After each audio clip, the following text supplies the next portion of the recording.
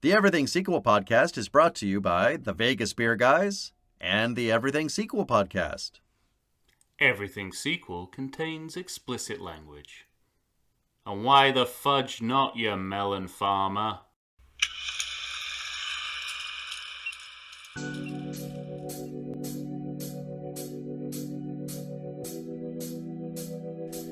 Hello and welcome to the Everything Sequel podcast. This is a Trinian'S edition. Today we're talking St. Trinian'S 2, The Legend of Fritton'S Gold.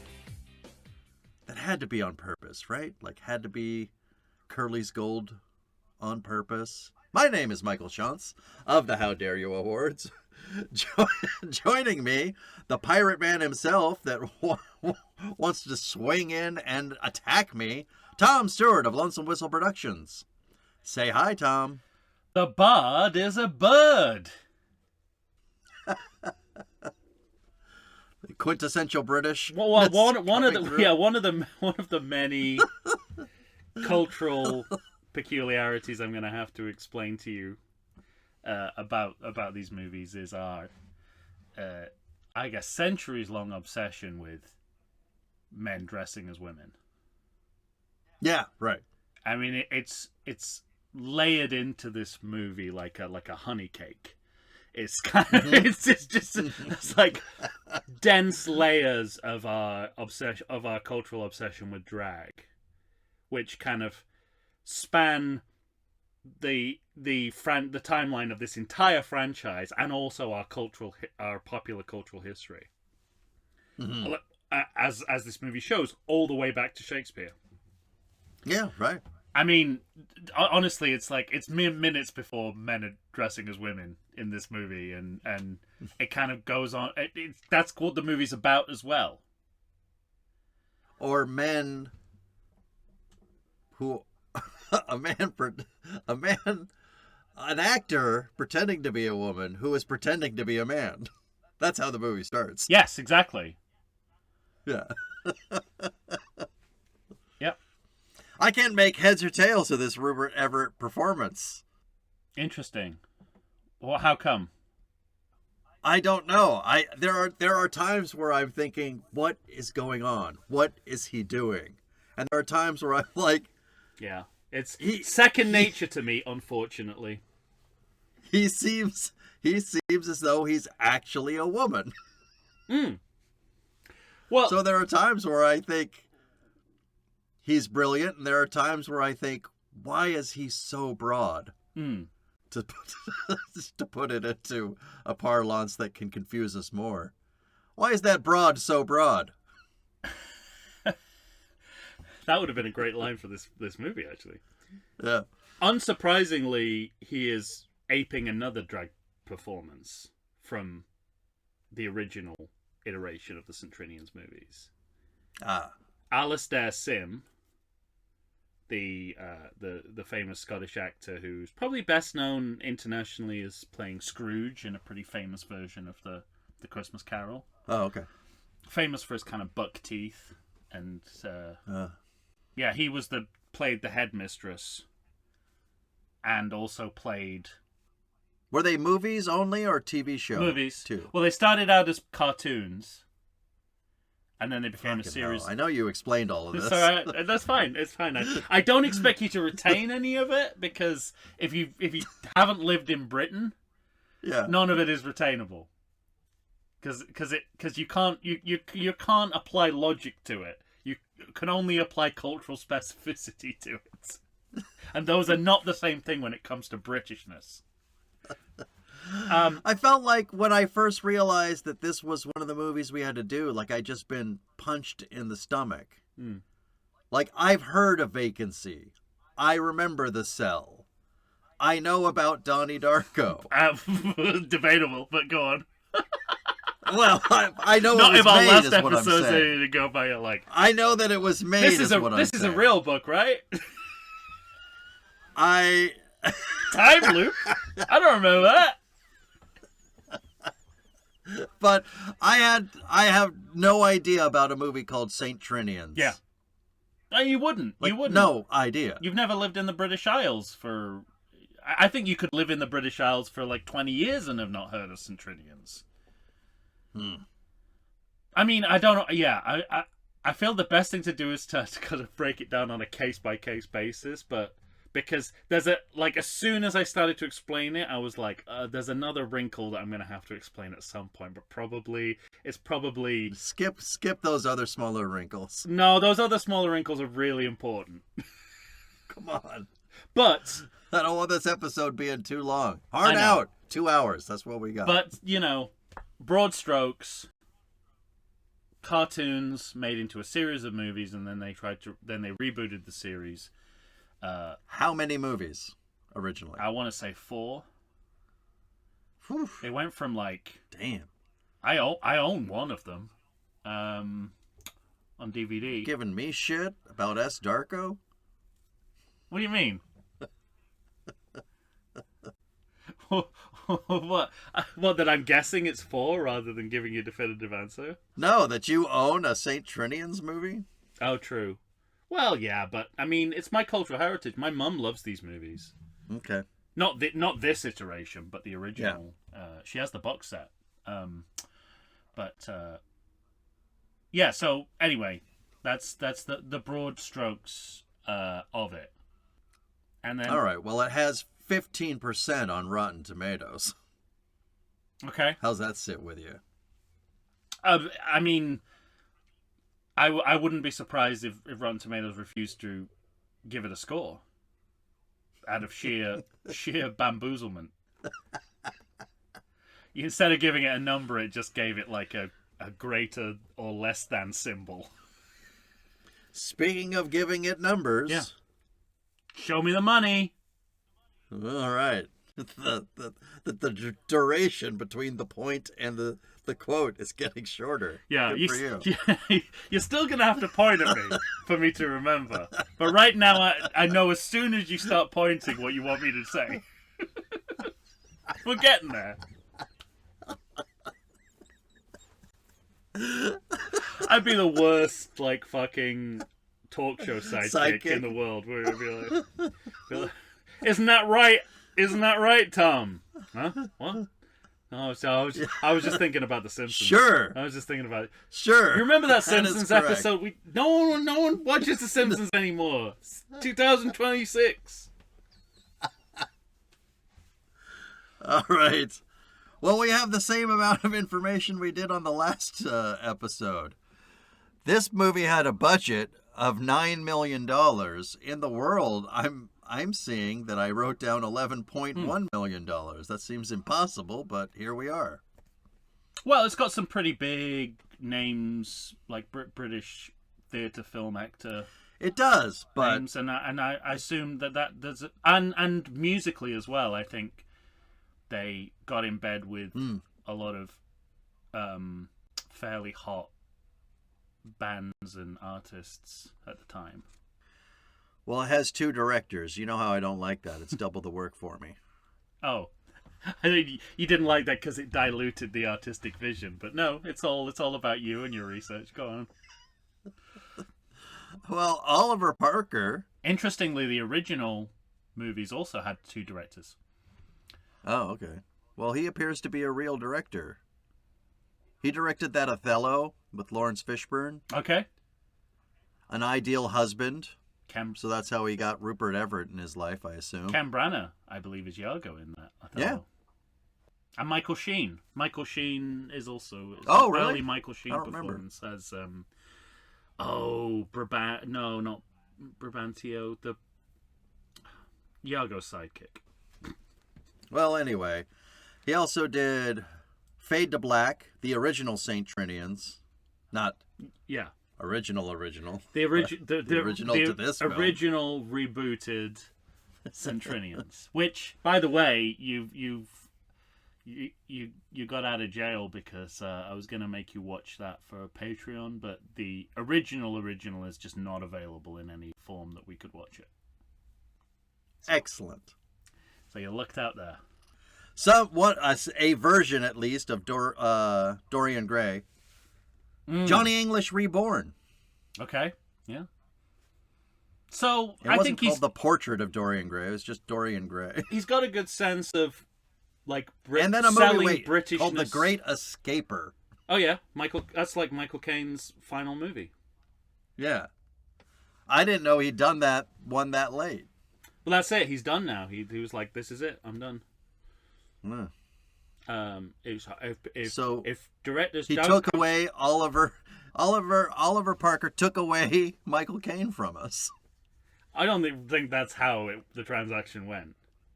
Okay. I said to myself, now I've done a film directed by Oliver Parker. There's nowhere for me to go. I'm done. I'm done now. If directors won't come to my I don't need to do another film because I've worked with the great Oliver Parker. If they won't come to my house to film me, I'm not doing any more films.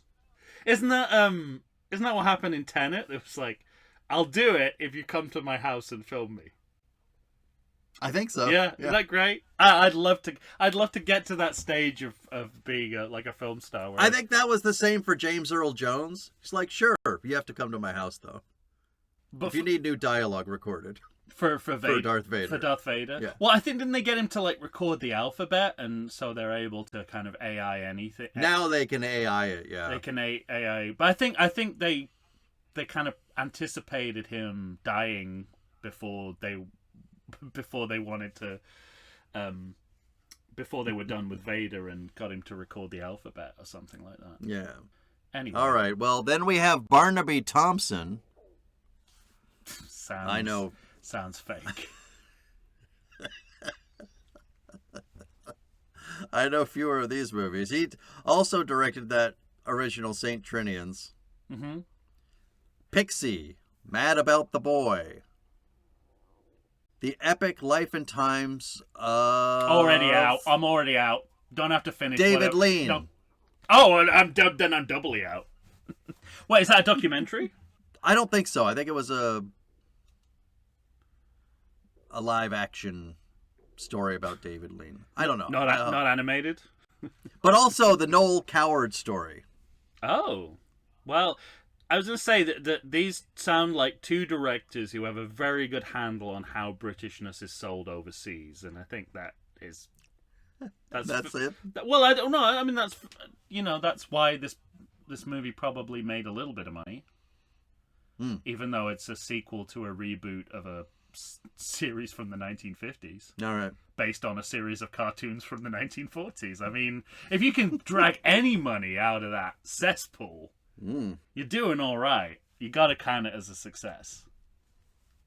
It says Barnaby Thompson here, nominated for an Academy Award. Oh, Best Short. 1991. It's kind of funny with David Lean. The only part of his... That's what I wanted to look up. I want to make sure I'm right about them. The only part of David Lean's career that interests me is before he started making epics. And I bet you couldn't greenlight a movie unless you talked about what he did, what he did after he started making epics. No one wants to know, like, how, except me wants to know anything about, how he made Brief Encounter or Oliver Twist. Yeah. But everyone's going to want to know, what was going on behind the scenes of Dr. Zhivago. I can tell you now, not good filmmaking. That's what was you know what it was? That's, I forgot. That's what he's filming now. Okay. Life and Times of David Lean. Mm-hmm. Yeah. The life of British filmmaker David Lean, from his strict upbringing. Yeah, it's going to be a regular movie. Okay. Well, I'll watch it up to Brief Encounter, and then I'll leave the movie theater. It says to becoming a master of epic cinema.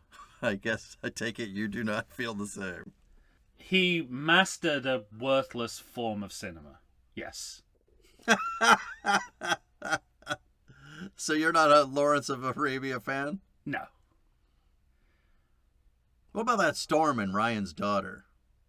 Just the storm. Just the storm. All I remember from that movie is what's his name? John Mills playing a quote-unquote village idiot with like fake teeth, like chasing people with lobsters. I'm like, this probably doesn't stand up well in today's understanding of mental illness. Oh boy. No, Brief Encounter is one of my favorite films of all time. Okay. But for precisely the reason that I dislike Lawrence of Arabia. In that it's a small story about ordinary people. Gotcha. Speaking of which, well, this movie. I don't know if ordinary people applies. No. Well, when I saw companies like Entertainment Film Distributors. Yes, a fake sounding production company with a fake looking production logo. That's amazing. But then, it's like, how much money did they steal from that budget? Yeah. That's true. That when you see that, you go, ooh, okay, someone's getting embezzled. No dice. You remember the Charles Bronson film, The Embezzler? Doesn't exist. That'd be good. But then we go to the reverse extreme with the logo for Prescience. Yes. Like, a production company logo looks far too bougie for this movie. Looks like so it much should so be that, producing that as I was Merchant writing Ivory. it down, I thought that somebody didn't think that that's what they were writing. I think they were writing pre-science. Well, on a philosophical point, what is prescience but pre-science? Yeah, true. Here's where we might get stuck for a while. With the third logo. Yeah. Ealing Studios. Okay, because I that's my note, and then I kept thinking to myself, did I write that down wrong? Was it Eating Studios? No. Ealing Studios. Okay. So I wrote it down correctly then. this isn't a logo, it's a statement. Okay? So Ealing Studios produced... It's a studio that's synonymous with the best of British post-war film comedy. They made a series of films after World War II. I would disagree. Well, you've heard... Based on this. You've heard of at least... Well, this is one of my wrinkles. You've heard of at least one of them, which is The Lady Killers. Oh, yeah. Because it was remade by the Coen brothers. So that's probably how they're most internationally known. But they made a quartet of comedies starring Alec Guinness. From a certain point of view. Well, they you may have heard Man in the White Suit, Kind Hearts and Coronets. The Lavender Hill Mob, yeah. And directors who would go on to be internationally famous, like Alexander McKendrick, who did The Sweet Smell of Success, and Charles Crichton, who directed Fish Called Wanda. So, that they are still, I think, one of the iconic names in British film comedy. Unfortunately, the one set of movies they didn't produce was the St. Trinian'S movies. Gotcha. So they didn't produce the original run. Right. So this is all about garnering prestige off that name by Ealing, the relaunched Ealing Studios of today. Bought the rights to these films because they were the same kinds of films that Ealing were making, but much lower quality. Got it. Even back in the 50s, because the St. Trinian'S movies are they're an okay example of that kind of post-war British comedy, but they're far from the best. Gotcha. The Ealing ones are like the elite. So this is a classic bait and switch. It wants you to go, oh, Ealing comedy. For a certain number of people. Yeah. Like for only British people. Well, again, you underestimate British nostalgia for, there are whole TV channels in Britain devoted to, British films made in the 30s and 40s. It's crazy. People are entrenched in nostalgia in Britain in a really dysfunctional way. And so Ealing Studios probably, even in 2009, probably still means something. Unfortunately, it's being misused here because it's creating a false memory that these were Ealing comedies, which they absolutely weren't. Okay. So that wasn't too bad. Yeah. wasn't too much of a digression. Oh, but there's more logo. I'm not out of the logos yet. I am. When we get to the titles, we get more silent partners. Aegis Film Fund. What the fuck is that? I didn't write that down. A fragile picture. I mean, you're setting yourself up a parody there. But anyway, I just wrote animated map credits. Well, as you know, everyone knows that this is a swashbuckler. This movie, it's a tribute to the Errol Flynn. Yeah, the Errol Flynn canon. For 4 whole minutes. So I'm trying to put myself again. Why we shouldn't be doing these movies? I'm going to put myself in the mind of someone living in 2009. But why is this movie starts with pirates because Pirates of the Caribbean? Maybe. Isn't it kind of late for those movies as well? Yeah, definitely. In 3 years, Aardman will make The Pirates, but I feel like I'm the only person who ever saw that movie. Have you seen that? Have you seen The Pirates? It's an Aardman animation. It's actually, the full title is A Pirates and Adventure with Charles Darwin. And it's one of the best comedies of recent years. David Tennant of this movie's in it. Okay. Brendan Gleeson. All right. Martin Freeman. You know what Hugh Grant. Know when I knew? It's the beginning of the Hugh Grant Renaissance. Okay. Well, you know when I knew that we were in trouble for this movie? Digital shit. Well, there's that, but then I see the view of what's clearly through a telescope. Yes. And then we cut to someone not holding a telescope. Yeah. Well, I put digital ship and I thought that was really funny. Digital ship and underfloor ship lighting. Yes. Yeah. So the synthetic visual excesses of 2009 cinema rear their head very early in this movie. I just wrote, this scene is lit. You meant it in the modern slang sense though of lit. Yeah. This scene was fire. Yeah, exactly. I guess the other agenda here is what this movie keeps doing again and again. It's like iconic associations of Britishness, right? Start with something Britain is famous for, pirates. Or swashbucklers, right? Seafaring, seafaring fiction. Being terrible. Period drama. Any kind of period drama. Sure. Speaks Britishness, and that's what we're going for here. But yeah, I mean, like, we're pantomime costumes, wig jokes, elite British actors slumming it. It's everything our film comedy everything our film comedy as a nation is in a nutshell, this scene. It's so funny.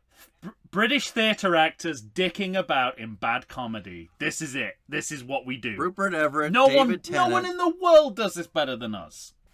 It has a real Looney Tunes kind of quality. Steady on.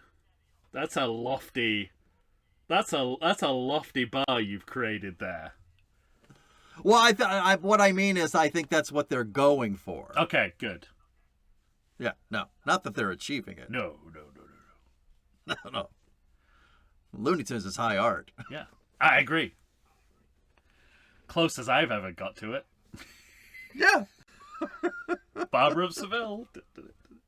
Perfect. I'm like Timothy Chalamet over here. I was like, well, I haven't been into an opera in a long time. Yeah. Either.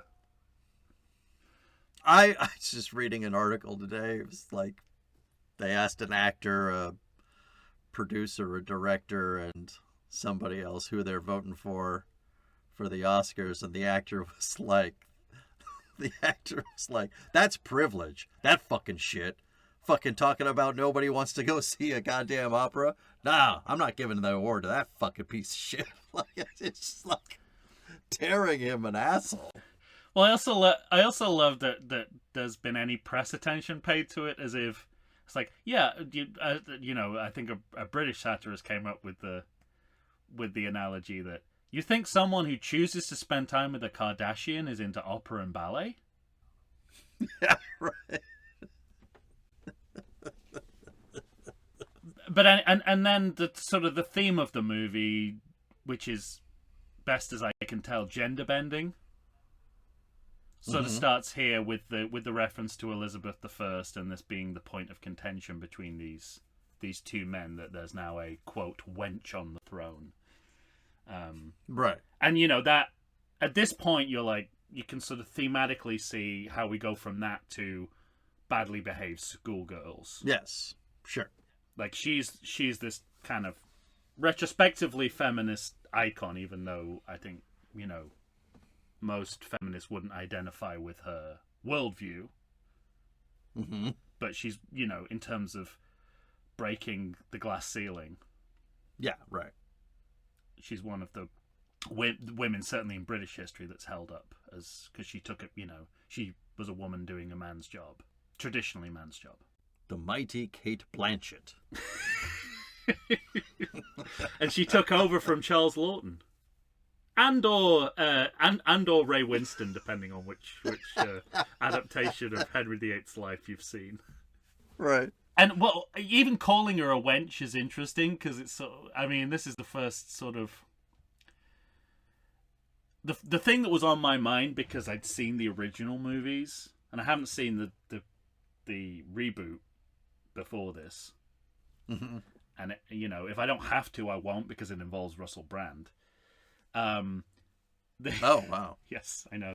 But in the original set of movies, one of the thing one of the reasons that they're so problematic and they date so badly, versus like, I watched all the Ealing comedies recently, and I mean, there's a few too many N-words in there. But if you look past that, you go, these still stand up, right? And they're still interesting, complex movies. When you go back to St. Trinian's, the sexualization of schoolgirls it wasn't acceptable then, and it's not acceptable now.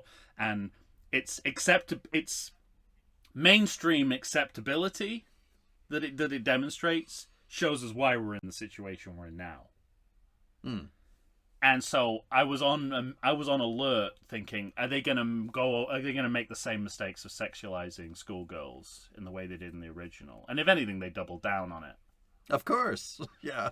Right. And this is the first sign of it. It's like referring to Elizabeth I as a wench. I'm like, yeah, okay, that's his point of view, but we're already starting to sexualize women that don't need to be sexualized. Mm-hmm. Not that any woman needs to be sexualized, but it's, you know, it's even worse that you would think of calling her a wench in this scene. But anyway. You done? For now. But it's not the last time. It's not the last time we'll talk about this. Put the soapbox in the other closet. It's not a soapbox. This is just genuine moral outrage that. No, yeah, I understand. If you don't have, you should be immediately arrested.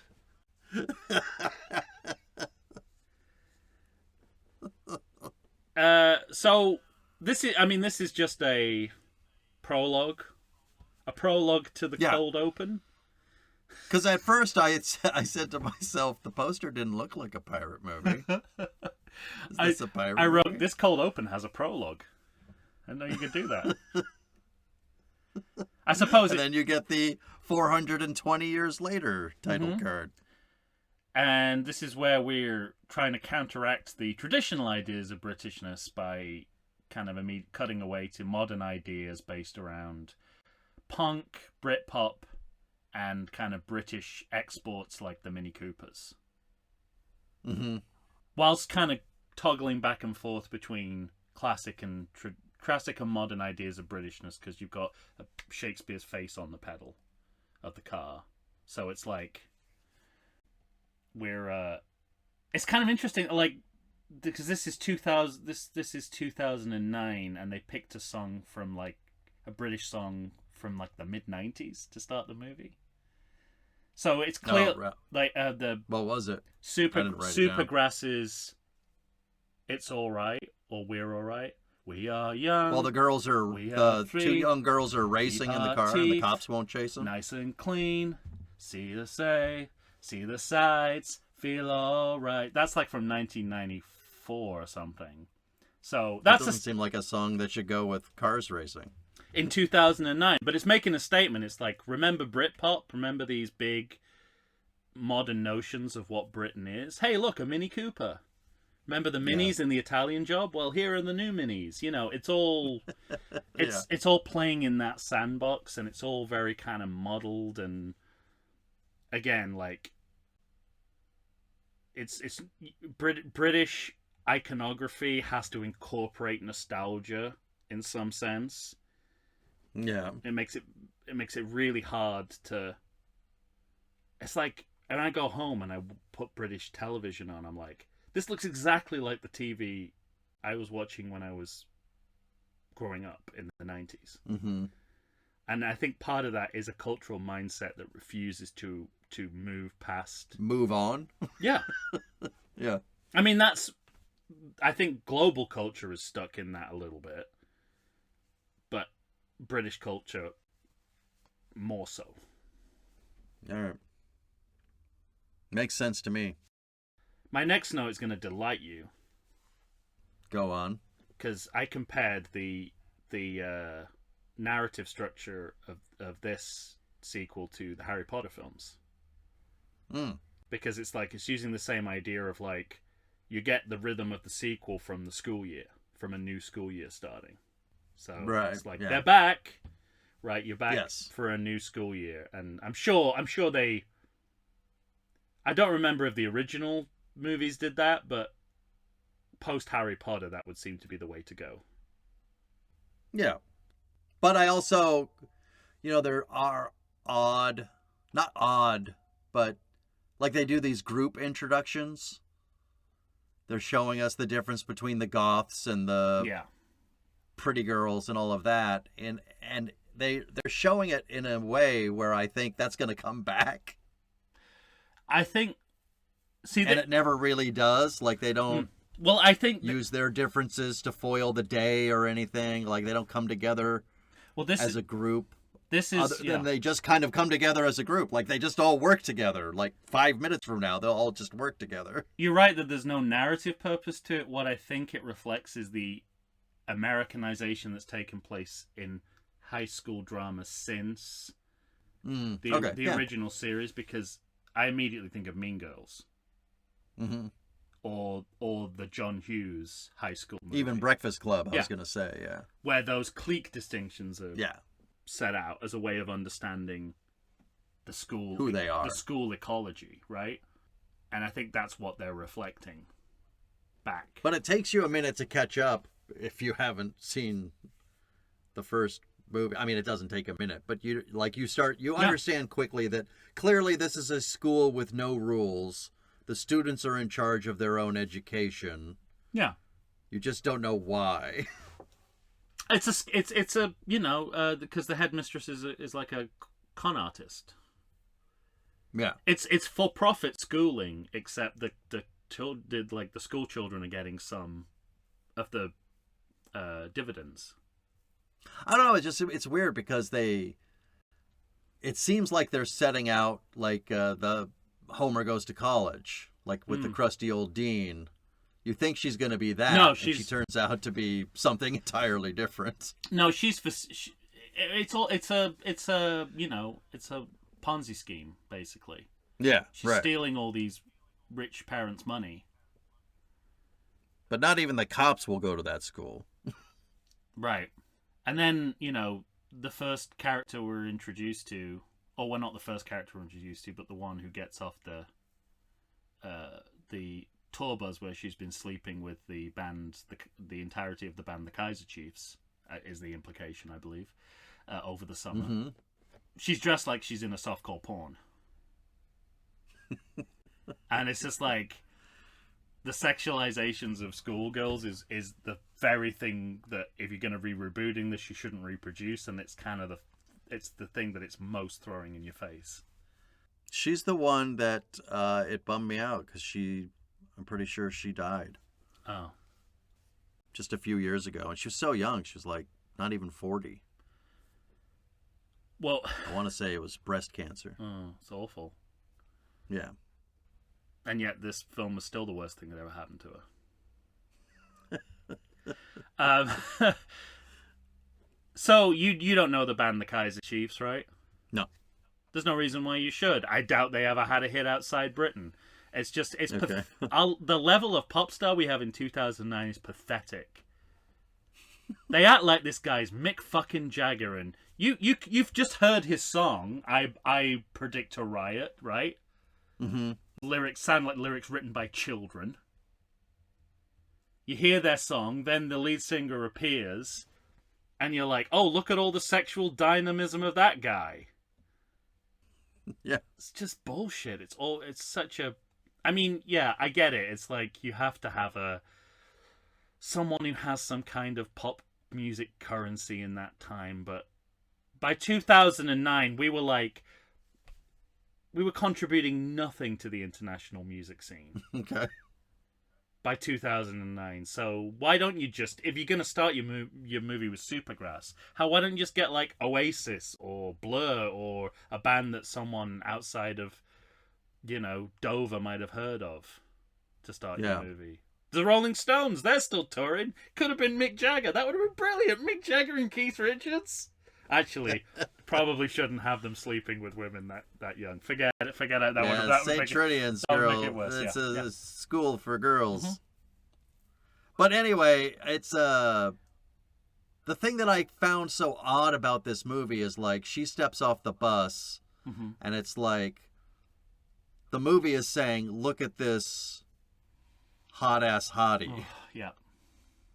But the movie also seems to be saying, I think this movie thinks it's empowering women to like work together and work as one, and like, well, I think it has a good foothold on what it's doing in terms of gender, and it's doing the exact opposite almost at all times, which is like bizarre to me. It's just, well, it's a contradiction that is more understandable if you've been a part of British culture of the I guess there's that 20 years, because in the 90s, pornographic representation of like barely legal girls/women was back in fashion because of the popularity of so-called lads magazines, which were like kind of softcore porn magazines that were mainstream under the plausible deniability of it having some level of postmodern irony, but it was just pure titillation. Is lads like Playboy? Not as classy as that. You wouldn't get any short stories by Norman Mailer in there. Gotcha. Gore Vidal's not doing any editorials for Nuts magazine or Loaded.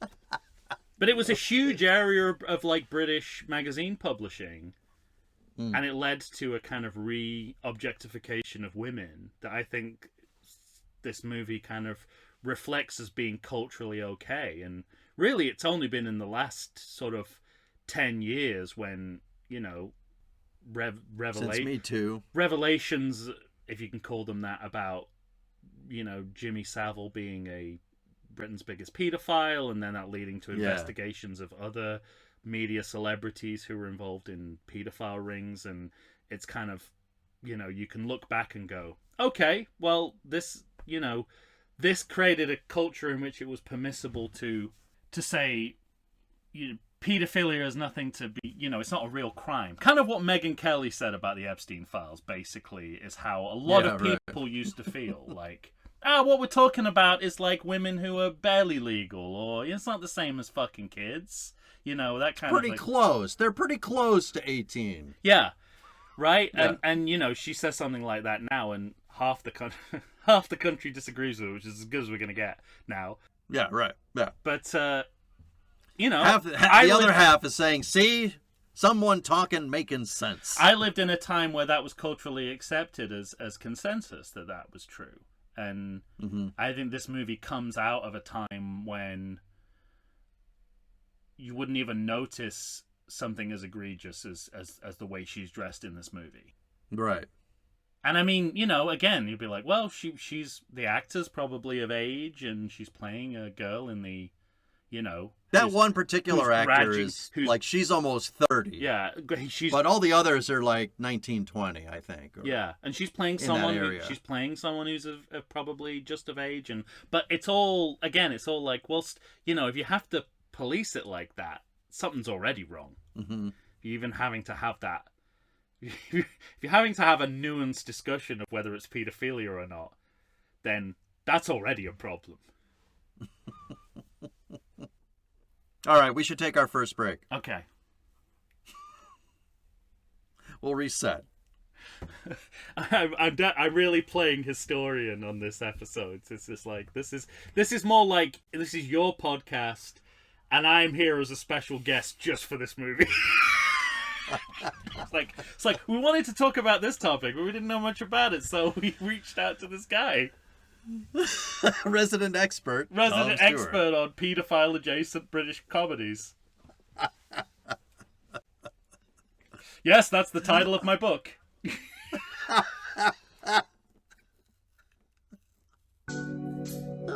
All right, we'll be right back after that fantastic blurb for Tom himself.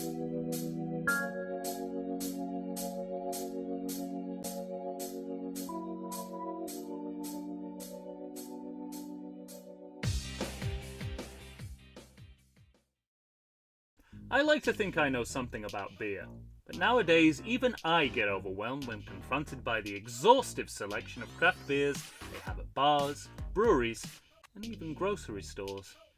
Back in the day you had one, maybe two craft beers to choose from, and if you were confused, you ordered a Guinness. But in beerstinations like San Diego, the craft beer options lately are in double, sometimes even triple digits. So what's a beer drinker to do? You need what I need, the Vegas Beer Guys. Your beer of choice should be a perfect blend of malt and hops. And so a live show about beer needs that same balance. And the Vegas Beer Guys matches beer expert Dan Aker with self-proclaimed beer novice Stephen J. Weiss. The results are eminently drinkable. They're on Facebook, they're on Instagram. They'll try new beers, they'll tell you about beer. Think of them as your beer Sherpas guiding you up a foamy-headed mountain to reach the peak of your pint. God, I need a beer.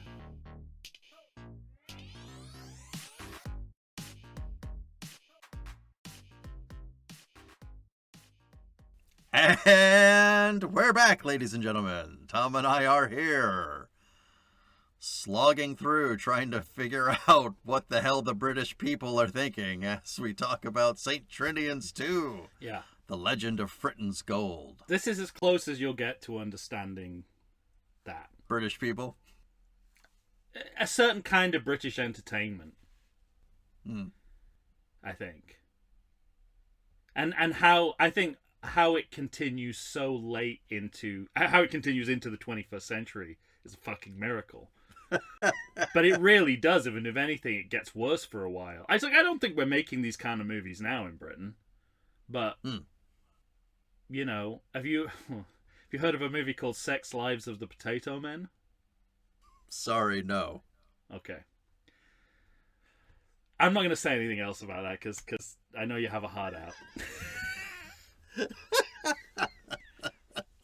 But it was a sex. Just gonna leave Sex Lives of the Potato Men on the table. Well, it was a British comedy movie that kind of broke the back of the idea of the British sketch comedy of sex comedy. You couldn't make sex comedies after Sex Life of the Potato Men. Not allowed. I mean, for a while, yeah, literally not allowed. Yeah. I'm pretty sure this is after that though, so I'm already contradicting myself. Okay. Well, the next thing I know... Wait. I think they have to tell us... They have to catch us up on what we already saw in the fucking cold open. Yeah. Because they see a girl in the cobweb-strewn, nobody goes into library of the school. And they catch Juno Temple. That's very Harry Potter. Yes. Yeah. And they catch Juno Temple, who was going to be given... what, £20,000 by David Tennant to get this ring. And then they decide to, like, have Rupert Everett catch us up on the story that we already had seen. Yeah. It's like amazing storytelling. You know, in the special edition of New Hope, when you get the scene, you get the Han Greedo scene. Yes. And then you get the scene with Han and Jabba, and they're saying exactly the same lines to each other, conveying exactly the same narrative information. The same thing. Yeah. Almost as if one was meant to replace the other. And that both shouldn't be in there in any version of the film. Right. Also, Han shot first. McClunky. Have you watched the special edition since the addition of McClunky? I don't know. He really says McClunky. Like, you think... No. Yes, Lucas added it in without telling anyone. Oh my god. Just on one day, the Disney Plus version of Star Wars A New Hope, which I watched at the weekend with my son. Of course you did. He says, yeah, he does that. He says, yes, I bet you have. McClunky! Bang! That's how it goes. Watch it, honestly. Go and watch it. That kind of sounds like Torpedo Tube. It's Torpedo Tube, absolutely. Except he says McClunky, but I think George Lucas... I was trying to rationalize it. Maybe George Lucas thinks... It's weird how Greedo doesn't say anything. But I'm not going to add an actual line of dialogue, because that'll piss people off. So he'll say an alien thing that I made up. Yeah, so I mean, you mentioned Juno Temple, and it's remarkable how many of the actors playing the schoolgirls here are still known quantities and have gone on to like work in the US and the UK in TV and movies. Right. It's kind of insane, really, that most of these actors are still viable. Mm-hmm. And of course, having not seen it, I don't know, but I assume that the little flashback that the headmistress has to Colin Firth's character is from the first movie. That's what I assumed. That's what I assumed, and also assumed that it's a pastiche of him. Do you know? I mean, again, might be just British television stuff, but Colin Firth in the mid-90s did a famous miniseries version of Pride and Prejudice. Oh, okay. And there was a scene that, like British housewives will still make them come on demand today, where he kind of he's introduced as Mr. Darcy by him having been swimming in the lake, and he's wearing like a puffy shirt. And I don't want to wear a puffy shirt. And it's like, it's sort of seen as one of the sexiest things that's ever happened in British media. Really? But anyway, Colin Firth is parodying that moment, which I think is hilarious because he's just so game for any travesty that this series wants to throw at him. And that I got. Yeah. But it starts here with this flashback. Yeah. It's so fun. In some senses, 2009 feels like a really long time ago, and in other times it feels close. But it feels like a long time ago when you get characters who still think they can do something about climate change. Mm-hmm. It's just like, oh yeah, we were that optimistic that recently. Yeah, right. Right.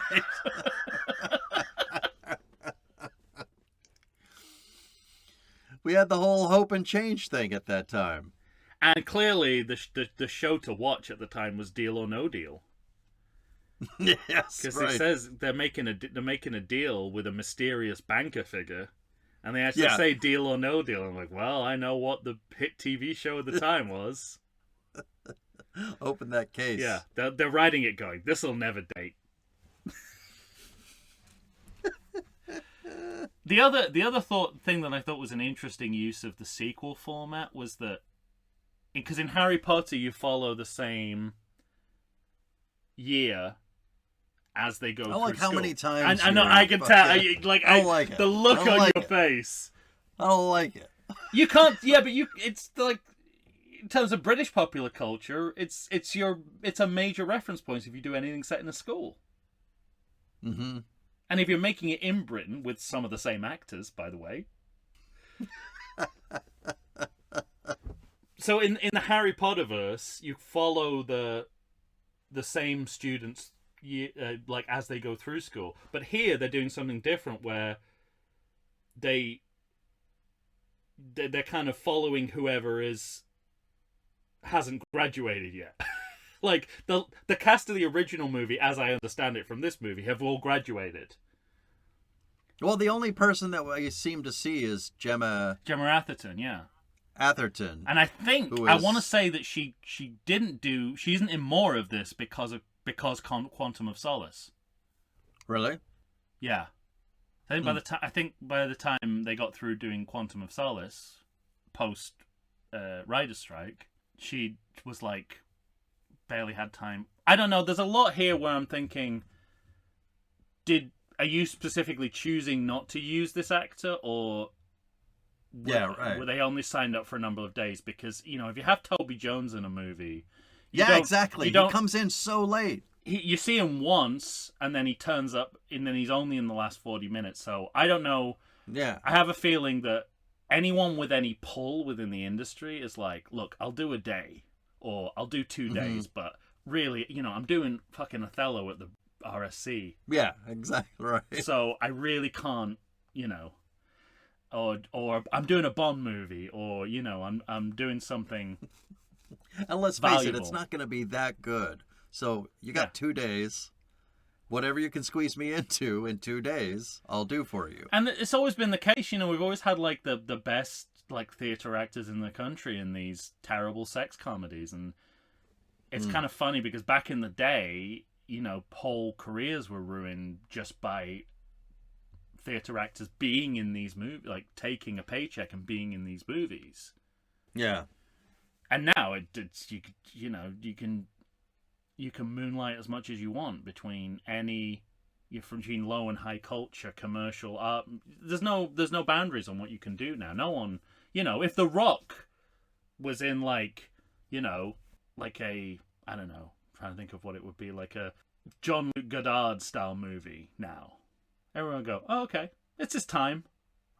Yeah. To make one of those. Right. Or a Birdman, right? When The Rock does his Birdman, which he will. Mm-hmm. Well, I think he thought he did that with the Smashing Machine. Well, yeah, but the problem with that is the movie's called The Smashing Machine. I just love how much that's his The Wrestler was nominated for nothing. Yeah. Well, they really thought that movie would be nominated as much as Marty Supreme got nominated, and both brothers would be like fighting each other.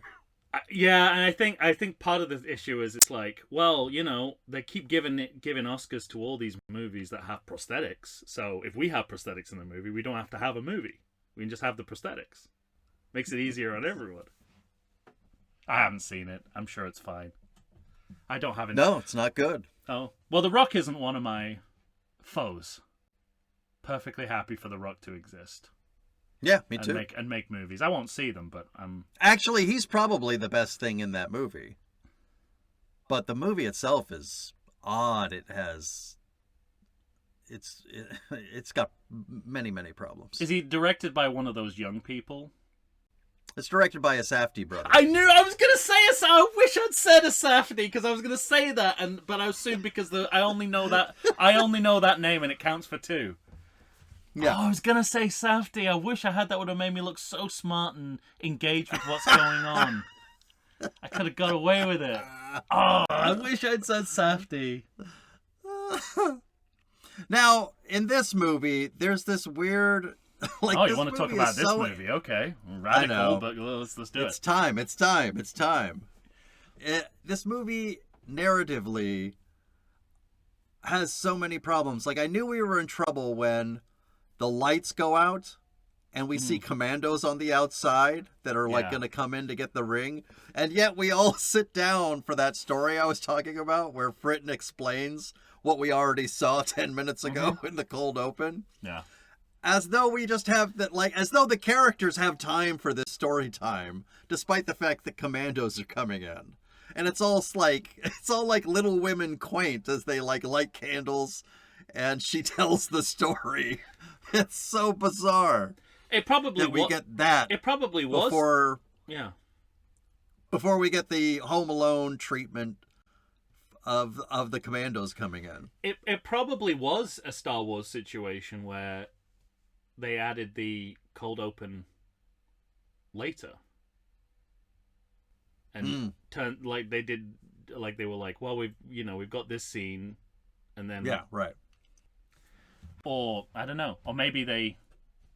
Because this one's longer, right? This is like an hour and 43 minutes or something. Longer than all the other movies we've done. Okay, yeah. There's 2 of them that were like about an hour and 45 minutes, and all the others are like 86 minutes. You telling me S. Darko is less than 2 hours? Yeah, I think that one was the other hour and... No, that's a short one. No. What was the other hour and 43 minute one? Messengers. If you'd have just asked me straight up now to recall the runtime of S. Darko, I would have said at least 2.5 hours. I agree. So, yeah, I mean, I've got notes here mostly about how I shouldn't be seeing what I'm seeing, like... Oh, no, I was wrong, yeah. S. Darko, hour 43. Oof. Yeah, too long. The idea of for-profit schools isn't so funny anymore after Trump University. It's good that the girls are earning money through the stock market. Yeah, right. Pole dancing, like, again, I remember this being around the time when that was sort of shifting from sex work iconography criminal to sex work to workout. Symbol of female empowerment. The workout, yeah. A way to stay fit. And descend down a pole upside down. Yeah, and I think they try to part of the issue I have is that, again, it's thoughtlessness, like having the older schoolgirls so sexualized but having them in scenes with the younger girls. I just feel like that's what leads to the bad taste in the mouth. Like, yeah, there's no distinction between them. Like, if they'd have made more of a distinction of, I don't know, these... Like they all have the same short skirts. Or like, yeah, like she is actually 30, but she just can't graduate or whatever. Yeah, right. Something like, have the character be like the actor. Yeah. Or, you know, like Kearney in The Simpsons, right? He's like, what is he, like 40? He's like shaving in the auditorium. That really lifted the nation's spirits after Watergate. And also, you know, like there's the scene where they get gunged as well, like a kind of 80s kids TV show. There's like a sort of they all get gunged at one point. What do you mean? The commandos when they drop the slime on them? Yeah. It's very Nickelodeon. I wrote exactly. That's and we had the same. We had like slime based kids, right? Like game shows in Britain too. Okay. Actually, I was going to say not necessarily kids. I remember there was a show called Noel's House Party, and that was very gunge centric as well. And that was for grown. That was for grown men and women on a Saturday night. And the thing is like that whole sequence is. What I mean, it's got to be at least 10 minutes long. We've got We've got Rupert Everett sending somebody into the forever hole. We've got the girls singing as the commandos approach. Ozzie Davis is still in there. Yeah, we've got... What are those fuzzy tennis balls? Like powdered tennis balls they're launching at them. Yeah. We have all of that shit just to have David Tennant come down on a rope from a helicopter when they think that they're safe and then just take the ring anyway. Again, you can blame our culture more than you can blame this film, but the sight of mercenaries breaking into an all-girls school feels very tainted to me. I'm just like, I don't like... It's not a good... The optics aren't good. Well, of course. Well, I know, but I'm just sort of like... Is that because the media forces me to think about child rape more than I would like to?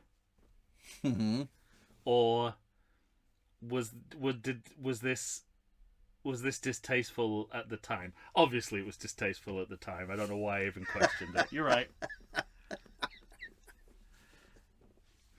Now I remember trying to hand out a heavy benefit of the doubt. I know. Well, I'm a patriot, like I said. Based solely on Britishness. Yes, based solely on home advantage. Yeah. Now, the Trinian'S have a song. Yeah, They had a song right. in the original series. I'm not sure if it's the same song or meant to be like a cover version. The original one went Trinian'S, da-da, da-da, Trinian, and I know that because my mum likes to sing it occasionally for no reason. She was obsessed with those when she was a girl, which makes total sense, right? I mean, if you're a kid, yeah, sure, you're gonna love a movie. But that's what I was saying in our ranking episode about this movie. I could imagine an 8-year-old watching this movie, and it's like bright, colorful, nonsense, and just like loving it. Like nothing that we're talking about is reaching them. They're just having a good time. You hope it doesn't reach them. It lays dormant in their psyches, and then they're like, it's like, yeah. And then before you know it, you're being human trafficked by Prince Andrew. You're like, what the fuck happened? The children of the people of my generation that you like show, what, like a John Hughes, like a Breakfast Club. Yeah. And you're like, so that guy's just a total piece of shit. Like he put his face between her knees, underneath the table. I don't even want to watch this movie. Why are you making me watch this? And you're like, yeah, I forgot about that. For some reason, I had like a mental image of you there, like showing whoever this person is that you're showing this movie. You slowly hide the copy of Porky's you were about to watch next. Like, I don't think they're quite ready for this one yet. I don't think they'll like Porky's.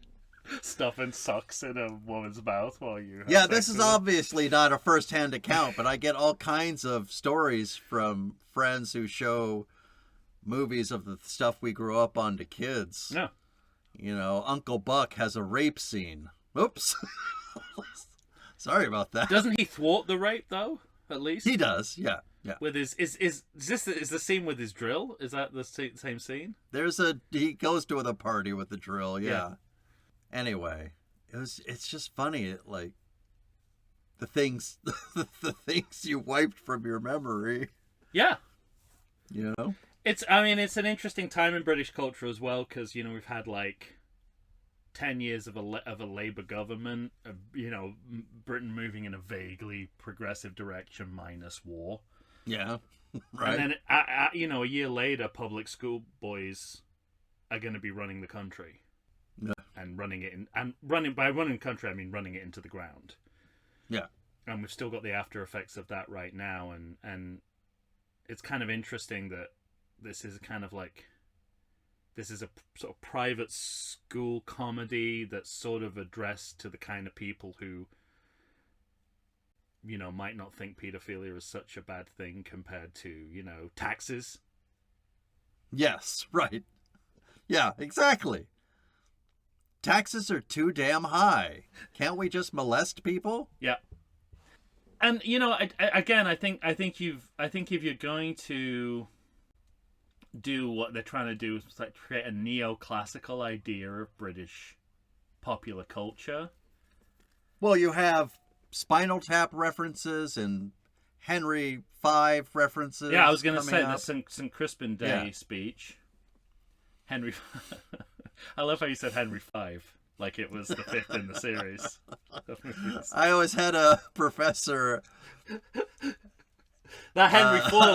I love the Henry IV where he fights. Drago. I had a drama teacher who always used to say, "Yeah, we would always, when we studied these things, we'd say Henry V, not Henry V." There is a Henry IV and a Henry III, and he did all of them, so I guess it's not too far off. But they're simultaneously. As this is a sequel podcast, yeah. If you're trying to sort of push the idea that if you're trying to update the idea of British popular culture, you can't keep falling back on the same, the poles of Shakespeare and Yeah, right. You have to, and I think this is a problem for British culture in general, like British theatre especially. Like, what would happen if you dismantled the parts of British theatre just devoted to producing Shakespearean or Elizabethan theatre and channel that into new writing? Mm-hmm. The money you'd have available for new writing would be astonishing, but then you wouldn't have the people coming to see it. So I get economically why, right.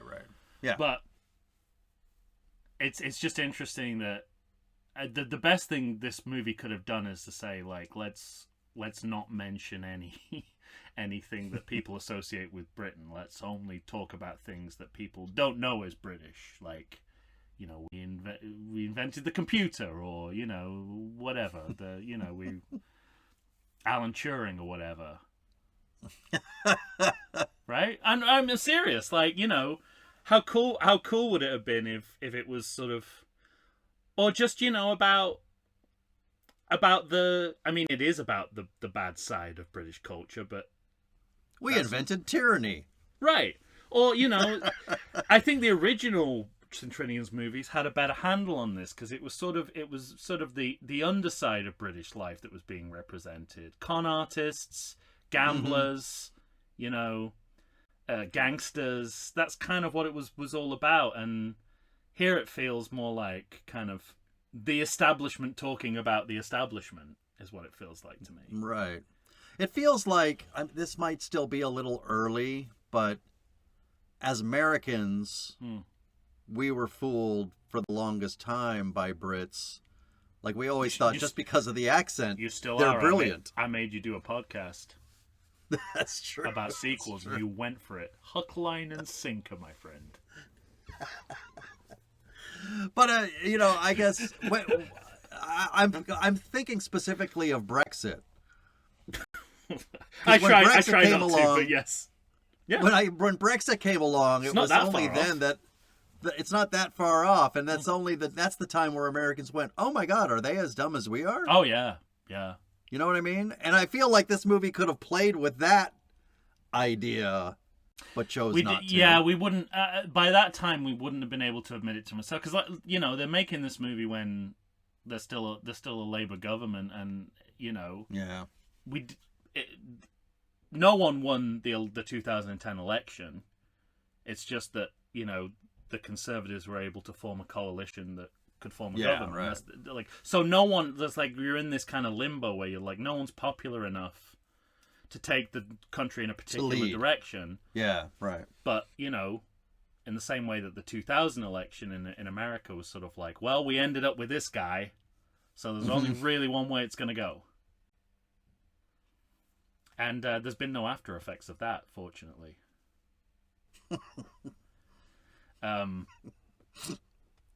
But anyway, what hasn't dated at all is David Tennant's Masonic Society based on misogyny. I'm like, doesn't seem ridiculous to me at all. This is basically the American government. Come on, how stonecutters are those outfits?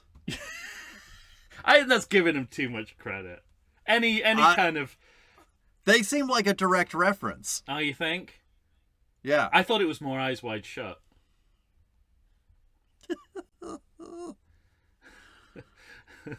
I gotta bring up a picture of the stonecutters, because I'm not disagreeing with you. I think that's the iconography they're going. But is the stonecutters going from a general iconography of Masonic societies too? Yeah. I mean, I need a good shot. You mentioned. Yeah. Right? Come on. I'm gonna say, in the same way that Terminator, the storyline of the Terminator movies draws from a pool of science fiction rather than one specific science fiction text. I feel like fun. It would be weird if a Masonic society wasn't represented that way. Yeah, true. I just don't want to accept that this has anything to do with The Simpsons. Is what I'm telling you. Even though you're obviously right. You mentioned the why is this broad so broad? Yeah. And I made at this point I was like, lisp jokes, cannonball run style map interludes. We're going very old school in our comedy. It feels like almost, on principle, we're like, I don't know, we want to go, we want to regress to when comedy was really kind of was low culture. I said that it was the oldest Indiana Jones map ever. Older than there's like an Aztec Inca one he uses at one point. Yeah, older right, than that? right.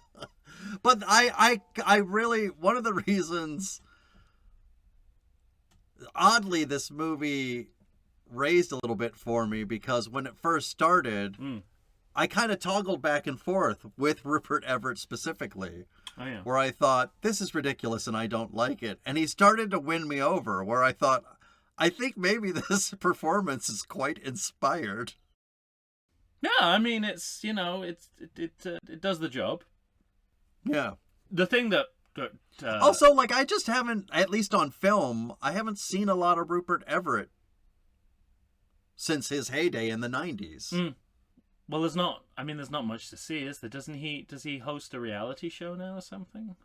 I don't know.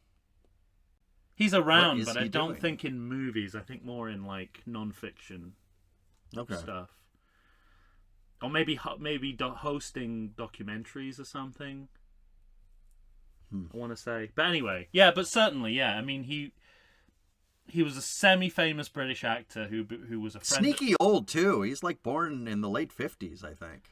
He became a friend of Madonna's, and then we never stopped hearing about him for a while. And yeah, right. But for me, this I'll look it up. It was really it was Colin Firth, who sort of elevated this for me. Okay. I mean, me too. He's one of those actors that if you know anything about me and my skepticism towards British actors that everyone thinks universally adores. He showed up in Napoleon. Forgot about that, but unfortunate for all concerned. What a terrible movie. Yeah. Ridley Scott? No. Was it Ridley Scott? Yeah, it is. Ridley Scott. But episode of Emily in Paris. I don't know these. Legend has it. No. Judah's Gospel. Rivals? TV show? Oh, is he in Rivals now? 4 episodes? Must be in the second season. I've seen the first season. David Tennant's in that, obviously. Okay. Obviously. Well, I think he's the sort of the most famous person in that show. Yeah, Colin Firth is one of those actors that if you would assume that I think it was overrated, but I actually think he's underrated as an actor. The movie I was watching the other day, Tinker Tailor Soldier Spy, which is a movie I've seen a lot, and it's like out of all the performances, the one that holds me every time is Colin Firth. And I mean, if you know anything about the story, you'll know he's more important than he originally seems in the ensemble. But I'm just like, everything is just so throwaway, so like effortless, understated. Yeah. And I just think he's the MVP of this film, because give him anything to do, even if it involves trashing his own screen persona, and he'll do it, and he'll do it in a way that's really entertaining and compelling. So I'm so glad that he's in this movie, even in the small bursts that we see him in. Yeah. Did people take selfies with Blackberries? What? According to this movie, they did. Like, when I want to know the history of like people taking photographs of themselves with phones, because it looks weird when you do it with a BlackBerry. Oh, BlackBerry. Yeah. Not an actual BlackBerry, but because you have to slide the thing out and hold it up, and yeah, that I am unsure of. But they don't say selfie because I don't think the term existed. But there's a point where like, let's take a picture of ourselves. Yeah, right. And they do it with a BlackBerry. And I'm like, this feels anachronistic. This doesn't feel like. This doesn't feel like we were taking pictures of ourselves. We certainly weren't doing it with BlackBerries. Well, then we have this weird thing because Annabelle becomes possessed. Well, again, I'm trying to think, like, what's the pop culture precedent that's driving the turn to zombies? Shaun of the Dead? Okay. I mean, the most I kept recent thinking, popular was British there comedy. was there another remake of the first Exorcist? Like, you know, where... Yeah, it was called Shaun of the Dead. No, but I mean, like, because around this time I thought there was... I don't think they're riffing on Dominion. Yeah, like Dominion, and wasn't there... No, is that it's the Rennie Harlin? Isn't there a Rennie Harlin one involved? They're much earlier on in the 2000s. Dominion's like Okay. 2004, 2005, because I went to see it at the Edinburgh Film Festival and fell asleep. Sadly. I was working front of house in a theatre. Yeah. I got tickets to Dominion, and I was so tired I fell asleep. But that was it's a series we should definitely do because there's two versions of the same movie. There's Exorcist the beginning and Dominion prequel to Exorcist, and then the same movie. Right. One is directed, but filmed. One was filmed, released. They were made by different directors, and they're different. They're like different films. Yeah. With but the there's same something scenes. weird, right? Yeah, Rennie Harlin directed one, and Paul Schrader directed the other. Paul Schrader, yeah. And so we should totally do that. We should totally do The Exorcist. You're gonna go ape shit when you see that. What's the guy's name? The Believer. Yeah. I think that's it. It's like I'm not going to see that movie under any other circumstances unless we do it. What was on the that? podcast. What's his name that directed the Halloween? David Gordon Green. Gordon Green. Fuck. That movie is. Yeah, I know. I want to do all of that just to make you watch that movie. I'll do it. Let's do it. Halloween this year. Let's do it. All right. So, but anyway, I think they're going for horror comedy a la Shaun of the Dead because that was what 2005. Okay. And it was the last British movie that did anything internationally and contributed to a comedy that contributed to culture internationally. Mm-hmm. I would say. Well, that and anything Edgar Wright did for a while. Yeah. It's so. Do you know anything about Amy Winehouse? Is that something I need to explain? I know who she is. So those girls who have the big beehives. Yeah, they want to be like her, right? Yeah, right. But she was killed herself. Well, she was a drug-addled, crazy person. Yeah.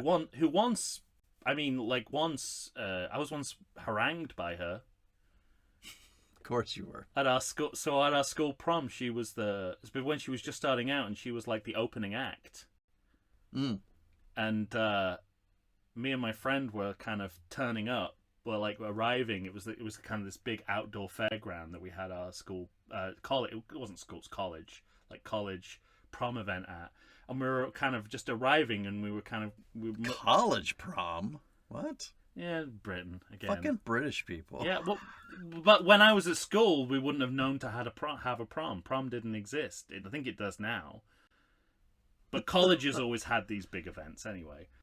All right. So we were arriving, and when we passed through the backstage of where the performers were, and remember Amy Winehouse going, "All right, lads, all right, look at you in your tuxedos, yeah, all dressed up, yeah, I was, and then looking back over her life, I'm like, that all makes sense. She was fucking drug-addled, drug back all the way back then. She hadn't even become a celebrity yet. Of course, it was gonna end badly."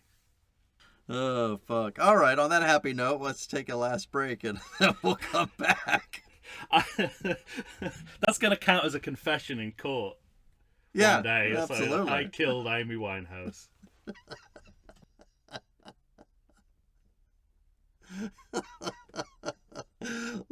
This man needs to leave J.J. Abrams alone. He killed Amy Winehouse. I wish it had been the other way around. Heard it here first, folks. We'll be right back.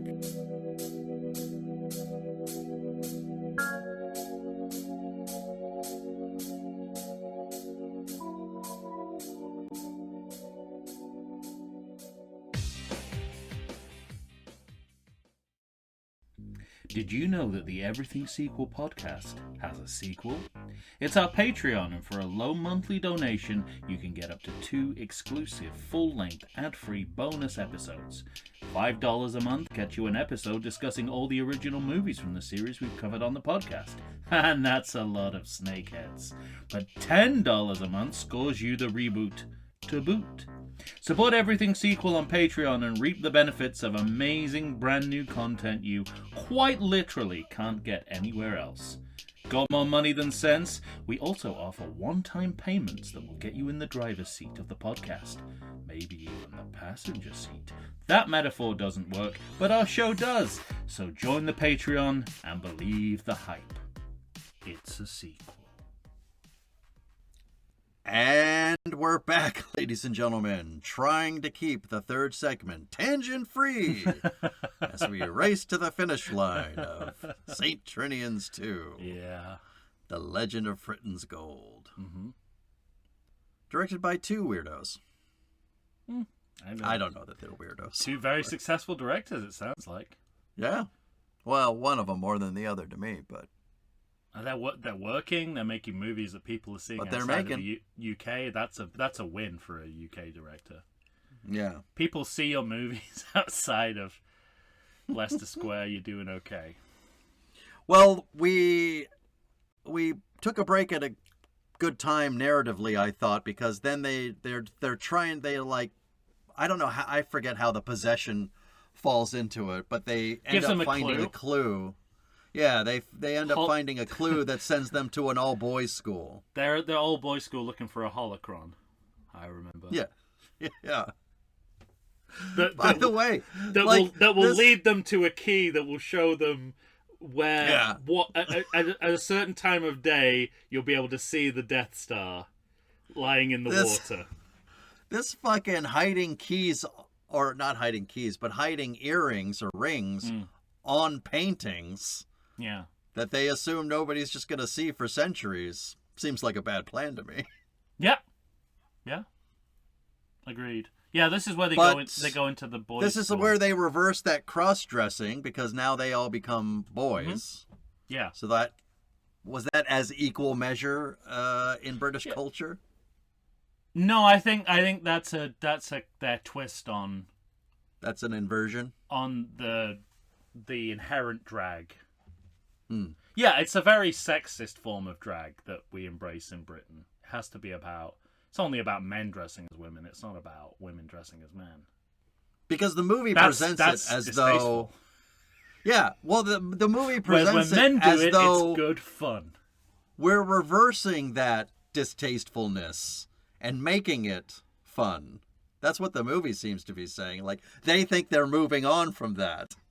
Because they have, like, music montage of it, and it's, like, split screens, and things are, like, sassy and turning around, and... They definitely think it's progressive, and probably it is, because, I mean, you know, it goes back to... the drag stuff goes back to Shakespeare's time in British popular culture. Mm-hmm. And it's never... It's, you know, all the way through Monty Python, you know...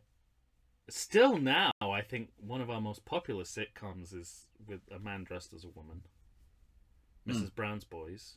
So it's something that's never really gone away. But yeah, this would have been fairly kind of innovative. Yeah. All right. And they have the slow motion public domain Kill Bill music. Is that when they're just walking into the school? Okay, yeah. And it's some variation on dun dun dun. dun. Yeah, exactly. But they obviously couldn't get that, so it's some variation thereof. Variation. Yeah, and you know, there's there's some kind of some of these clues involve wordplay and that kind of thing, which is, as I said in the ranking episode, what makes me think these are frustrated sitcom writers who are making this. I mean, the other sort of, Rupert Everett has been an out gay man for most of his career, I think. So yeah, having a gay man in drag as a woman, I think, is again their twist on the. Because this is still allowed because of that. Well, because that's the weird thing about British drag is you can't get mad at us. He's gay. Well, it never implied homosexual. Like no one was like, yeah, right. John Cleese, Michael Palin, and Terry Jones are gay because they dress as women. In fact, it kind of contributed to their masculinity. The fact that they were able to do that, and also, they all hated women, so they'd rather dress up as women than act with them. I mean, that's true, unfortunately, as Miriam Margolyes reports. They were terrible to women when they worked with them. Well, we all know about John Cleese and Connie Booth, but it's. You mentioned Stonecutters. I thought it was also when we see the rituals of this misogynist society. It's very Temple of Doom and Eyes Wide Shut. Yeah. Mm-hmm. Black magic, sex cults, which again feels very relevant. Well, and it's like it's at this point in the film where they kind of reveal that their only point is to be women haters. It's so funny that I was reading a quote online the other day about, when the revelations of the Epstein files. It's sort of been like, the right. That is funny. No, it's not funny at all. But it's like the right used to say that the liberal establishment were part of a sex cult Illuminati, and the left, and the left used to say that the right were holding a paedophile ring. Both were right. It's almost as if we've been lied to by both sides. And there's Bill Clinton going, I didn't hear Donald Trump doing anything. I made him sound like the prostitute farmer in The Simpsons then. Where the prostitute's out back. The music is uniformly terrible throughout this movie. But they were liked bands at the time. In fact, some like Florence and the Machine. Yeah, right. And their song Kiss with a Fist, which in itself feels like a distasteful song. Mixed messages about empowerment in the music as well as. That's the thing about this movie is it just feels like it's mixed messages about empowerment. Then they picked the right song. I don't know why I'm complaining about it, but it's awful to listen to. That's what the whole movie feels like to me.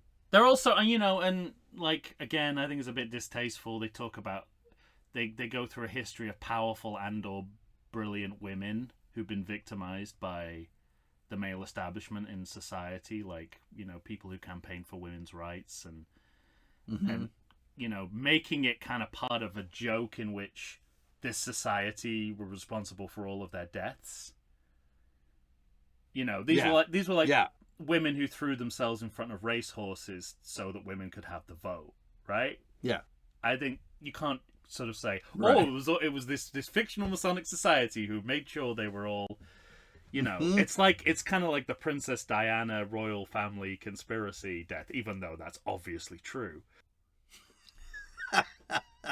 To boil that down to a conspiracy theory kind of misses the point of, I don't think journalists should be allowed to ramrod someone to death in a on the road like that. Yeah.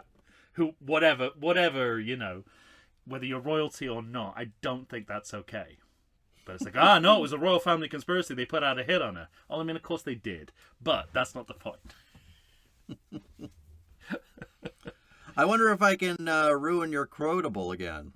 Go on. There was one line that got a laugh out of me when she says, "We don't know the meaning of the word unfeasible." Oh, it's good. No, that wasn't one of mine. And the other one says, "That's true." The line that the ditzy one? The line that I laughed at was much earlier on in the movie, and it was a couplet, so it wasn't in contention for a quotable. But it was something to do with a hen do, which is our a British term for what do you call it over here? Bachelorette parties. Mm-hmm. With future Doctor Who Jodie Whittaker, who's in the cast with future Doctor Who. Oh no, current Doctor Who at the time of filming. David Tennant, yeah. Yeah, he left in 2010. All right. So I don't like that, but I really like Colin Firth's drunken monologue. Very funny. He really does a good job there, and under, let's say, adverse circumstances. Yeah, exactly. That's what I mean. That they can't. I mean, they must have been like, we can literally give him anything to do, and it turns out good. Yeah. But the thing I don't like is that, again, they think they're making, because it's obvious what he's doing, right? To me, it's obvious that like all of this is a ploy to get that ring off of his finger. But he's drunk, so he might mean it. But the girls can't figure that out. They all just think he's being a dick. Like they're too dumb to figure that out. I think that's the double standard. You're right. Yeah. Yeah. Yeah, there's a lot of double standards going on, and I think respect for the intelligence of the people you're trying to empower is a big part of it. Exactly, yeah. I felt... They have that, like, speaking of references again, they have that moment coming up where, like, Toby Jones kind of Gollum likes the ring. If only it had been Andy Serkis, it would have all made sense. Yeah, exactly. But his quote was too high after Lord of the Rings. And they were like, well, we can't afford motion capture. Andy Serkis is like, I don't need to always be motion capture. Sometimes I can just appear as me, you know? Yeah. You actually see, you probably didn't notice this because you wouldn't have been looking out for it, like I was. In one of the scenes, you can see a bust of Alistair Sim as the old headmistress. So it's possible this is a legacy sequel rather than a reboot. Wow. In which case, we're going to have to do all of them. Fuck. No, we're not. We're not. But it wouldn't be a single sequel if that was the case. And that's when I started to unravel that, I was like... I don't like this. I don't like this. Is this connected to that original series? I don't like this. Did I make a Candyman mistake? I know, yeah. This is much worse than the Candyman mistake. We got 3 left. Oh no, you said it once too. I said so. We got 2 left. 2. I was about to say it again. What did we end up? Shut up. What did we end up calling him? Mirror guy. Honey, bee wrangler. What was the name? What was the name we had? I don't remember. Remind us, listeners, what we called. If you say not Candyman, does that count as Candyman? Well, it doesn't matter. Well, look at what Here you he did. is.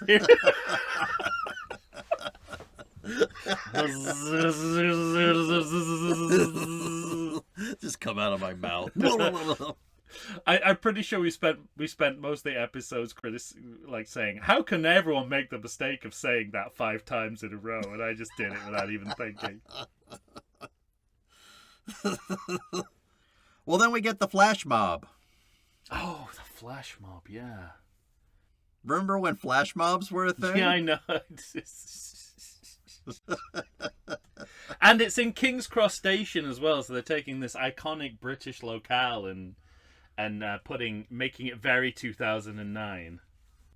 Yeah, I kept thinking, because this is close to the Bourne series. Oh, sure, 2000. Yeah. No, I think it would have. Isn't it 4, 7, and yeah. Anyway, and that's and that Bourne Ultimatum has a King's Cross Station scene. Yeah. Back when Paddy Considine was playing a journalist. Back when that mattered. Back when journalists mattered. Yeah. But before that, this is where we. So very early on in the movie, the main character of this movie reads a letter from the former head girl, who's Gemma Atherton. Yeah, and she in the letter she says something to the effect of, "I'm not going to be in this movie very much." Yeah, I don't remember what she actually writes. And then we get to see her, and she has an She's gonna help. An MI7 quip, which tells you that she's currently filming a Bond movie. Do you remember what her character's called in that movie? No. Strawberry Fields. That's right. That's great. But anyway, yes, I mean, she's... I mean, it's up there with Christmas Jones.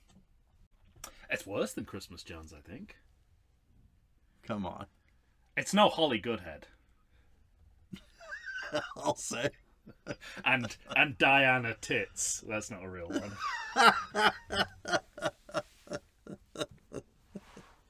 So, again, online I remember seeing something that's like, Bond movies from the 70s be like, "Hello, I'm Rebecca Ass." Like, yeah, pretty much. That's pretty much what it is. My name is Miss Vagina Be Wet. And my next note is that Colin Firth participates in a watering can duel with, I assume, David Tennant, where he's kind of fighting. David Tennant's fencing, and he's fending him off with a watering can. Is that on stage? That sounds right. At the Globe? We're definitely getting toward... Yeah, we must be at the Globe Theatre by now. Which, again, if you're trying to modernise British culture, of course, you want to set it not in the Shard or the Millennium Wheel or go to the Globe Theatre, that bastion of modern Britain. Jesus. The only thing that got close to making me laugh too was the fact that David Tennant felt a British custom of like letting them finish the performance right before attacking. Yeah, that was the only thing that came close to funny for me. Well, but even he's looking at his watch, he's like, for fuck's sake. He's looking at his watch. And that's what made me laugh. I'm like, you and me both, brother. It's such a dangerous thing to do, to look at a watch in a movie if your movie's on shaky ground. Yeah. The only time it's permissible is Fred Willard in For Your Consideration. When he's an Entertainment Tonight reporter, and in the middle of what is supposedly like a live broadcast, he just looks at his watch. Wonderful performance. And I think it was something that Rupert Everett, Toby Jones, and Colin Firth doing improv Romeo and Juliet. It helps pass. He fights backstage with with the guy that's gonna play Romeo. That's who. That's right. Yeah. Yeah. It passes. I liked that those two actors. I like that those two actors that were playing Romeo and Juliet were kind of like actor bullies. Now, am I confused? Which movie am I? They were gonna play Romeo and Juliet on the stage, and then they knocked them out, and Firth and Rupert Everett take their place. What movie am I thinking of? And those are not like known actors, are they? They're just like... No, I don't think so. But isn't there something very similar that happens in a movie, and it's Hugh Jackman on stage doing Shakespeare? What am I thinking of? Foster Florence? No, it's like... Is that what someone's what's the one he's in with Meryl Streep? Well, someone's interrupting a performance, not knowing it's a real performance, like they've travelled through time or something. And Hugh Jackman's on stage in a Shakespeare performance, and he's like trying to tell him that it's a performance. And oh my god, I saw it for a second before you said he's on stage. I was gonna say it sounds like Highlander 2 to me. The Quickening. It is exactly like Highlander 2, but what the fuck did I see it in? Oh man, that is really gonna bug me. Okay, well, I'm gonna try and find out before our pitch episode, so I can report that. All right. So it turns out that the plot of this film is using questions over the identity of Shakespeare as a comedic presence, although we're just finding this out. The origin of all of the cross-dressing for British culture. Yeah. is going to be discovered. And it turns out that he was a she, Yeah. hence the bard is a bird. And he, in fact, was the pirate from the cold open. Yes. Right? Yes. Yeah. So, yeah, and again, that's taking existing discussions about Shakespeare being Shakespeare's plays possibly not being written by Shakespeare and possibly being written by a woman. Yeah. Queen Lear. Queen Lear. Yeah.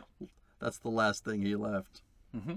Interminable. That's what Tennant says while he's watching. He's like, "This is interminable," as he's looking at his watch. That's what Henry Jones says as well, isn't it? In Last Crusade. This is interminable. Speaking of Connery interrupting. Jesus, what is that? What is that movie? Is that a refrain? Does he keep saying that? It's intolerable. Intolerable. He says it more than once, right? It's intolerable. Yeah, not interminable. Oh, I thought you were just making a joke. No, you're right. This is intolerable. Intolerable. I mean, once we get past the Globe Theatre, you think it can't get any more British, and then they start fighting with hockey sticks on the South Bank on the Cutty Sark. And I'm like... Yeah, how did that pirate ship get there? It's that's full Goonies. That's like a museum piece. It sits in the South Bank. For real. How do I know about the Millennium Wheel and I don't know about that? Well, because the Millennium Wheel is in fucking everything, but... Yeah, well, also... That's an establishing shot in all movies that taking place in Britain. Well, that's it. But also, like, that's legitimate because it's like modern Britain. Mm-hmm. The Cutty Sark, I mean, I don't think it's the original. I don't think it's the real ship. I think they rebuilt it. Yeah. They rebuilt a model of it. For their own purposes. That really sit. You can walk past it in the South Bank, and I believe it's probably a museum inside. So, oh, okay. But it's just like, how much British IP can you throw at the wall? Turns out a lot. Yeah. And, I guess you could sort of rationalize it by saying it loops back to the swashbuckler opening as well. Yeah. That was probably tacked on. That was probably tacked on. Maybe they were like, well, we ended our movie with this swashbuckler. Maybe we should start it. Hey, we can bookend. Yeah. And then someone was like, ooh, pirates are very big. Those Pirates of the Caribbean movies are going to go on forever. No one's going to get tired. 8 years ago? Yeah, when was the last Pirates of the Caribbean movie? After this. Oh, after this, yeah. 20... There was one with Ian McShane that only Johnny Depp came back for, right? Yeah. Curse of the Black Pearl? That's the first one. That's how off you are. Dead Man's Chest? That's like the second one, okay. I'm pretty sure. Third, what's the... Ian McShane. Why do I... Ian McShane. I want to say that movie was 2015, but even that feels too long ago. Penelope Cruz, Ian McShane, Johnny Depp. That I'm certain of. Say it again? Penelope Cruz, Johnny Depp, Ian McShane. Which one is Javier Bardem in? Not one I've seen. I think the second one was the last one. All right, the last one is Pirates of the Caribbean, Dead Men Tell No Tales, 2017. That's the one with Javier Bardem. 2017? Yeah. Wait, so there's one after the Penelope Cruz one? Yeah. What was that called? It's that time of the episode where we start looking at Pirates of the Caribbean movies. On Stranger Tides. Oh, yeah, that's it. That's what it was called, yeah. I can't believe they made one after that. They did. It was so panned at the time. It was like... Yeah. I mean, Johnny Depp was ridiculed for still being a part of it. Did the one after have Johnny Depp in too? Mm-hmm. Wow. He's been in all of them? Oh, yeah. Fuck. Well, now we've discussed all the relevant details of that series. We don't need to do it. We should do that next, just to bother you. No. If you're going to bother me, let's do The Exorcist.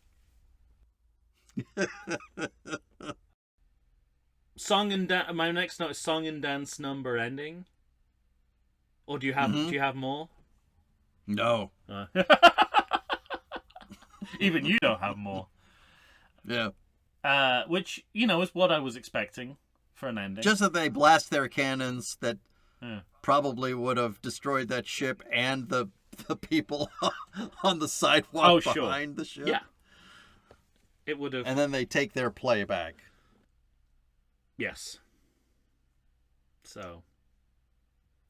And where I'd be stepping on future commentary maybe, but doesn't it turn out in the Legend of Curly's Gold that it's not real gold? I don't remember.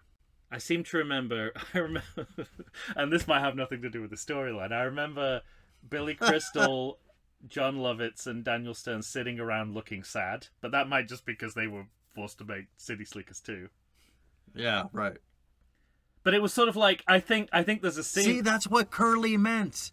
It's just like take I think life so. by the horns. No, you're dead. I think there's. I think it might be something like that. They're sat around it because I remember the one bit of the movie I've seen. I've not seen the whole thing. Was they're all sat around after having found out that there isn't any real gold, and Billy Crystal sort of says, "I don't know about everyone else, but I don't feel sad."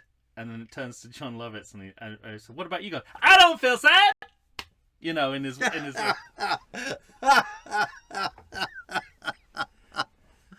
John Lovitz. I'm rewatching. John Lovitz as Bruno Kirby.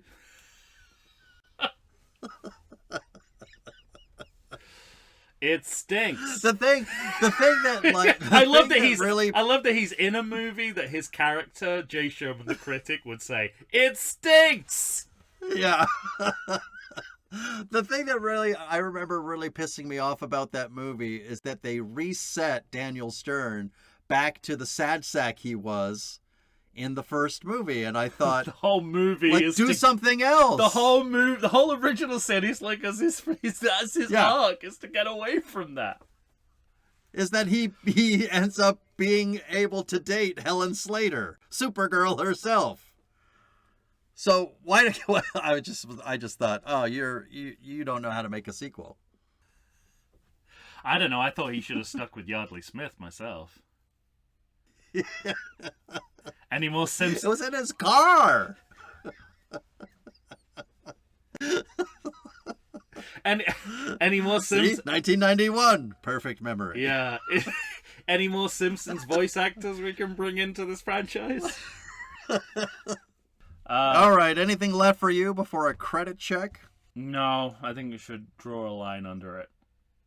Then let's move on. Credit check, please. Well, I guess the movie continued. There's a mid-credit sequence. Did you make it that far? I did. Yeah. Where it turns out that I don't know what his real Fritton, obviously that's his name, hence the Legend of Fritton's Gold. But I just kept calling him Prince Andrew. Because it seemed appropriate. But it turns out... Did you see the John Oliver bit? No. I wanted the... He's got a picture of Prince Andrew in the back of his car. Oh, yeah, that's... trying to avoid pictures. Yeah. Fuck, that's funny. It's like just like his dad the day before he died that the paparazzi took. It was exactly the same. Where it was like Night of the Living Dead. Yeah.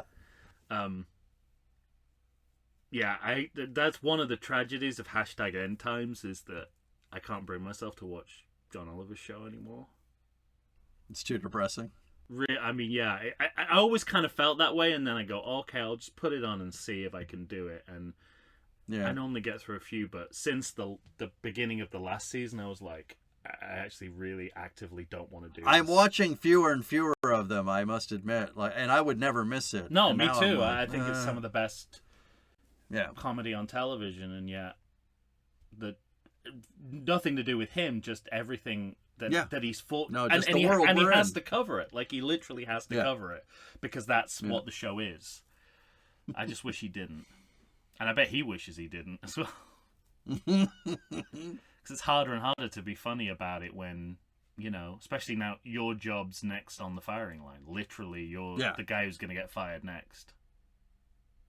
Since the he keeps daring Paramount all the companies that are going to buy. He's like, he was talking about his new business daddy, Paramount Plus, on the new episode, and he's like, "We'll just see. We'll see if you fire me. We'll see. I'm looking forward to it." Yeah, it's a strong possibility. Yeah. It was probably written. It was probably a clause in the contract that he gets fired. Mm-hmm. But anyway, the mid-credit sequence reveals that Prince Andrew gets his comeuppance, and is exposed as a sexist. But we now know that isn't a career ender in public figure, public life. Yeah. Go ahead, grab him by the pussy. I think. For you. I think. Well, we'll leave it there. But I think basically all the villains in this movie would eventually triumph. Yeah. If were this story to go forward into our time. Further, yeah. There are twins in this movie. Chloe and Holly Mackey play a pair of twins. And in the credits, when they do their ident, they swap them and give each other the other's name. And I'm like, really? You can't make them interchangeable just because they're twins. How do you know? No, that? Well, because it goes Chloe Mackey, Holly Mackey, and then the names swap over as if names swap. as if they're identical twins. They're the same person. It's like, I don't think they like that.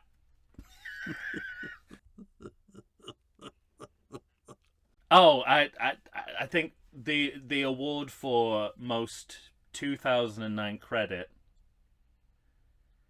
hands down, won by Free Running Coordinator, Parkour Generations. I think that's 2009 in a nutshell. In a free running nutshell. Free Running Coordinator. Boy, I bet they're struggling to get work these days. That's fucking great. They all had to become intimacy coordinators just so they could stay working. Yeah, exactly. So it's sort of like, this is a very dynamic sex scene. You want me to jump up on that wall, jump down onto that next wall. And then into her vagina.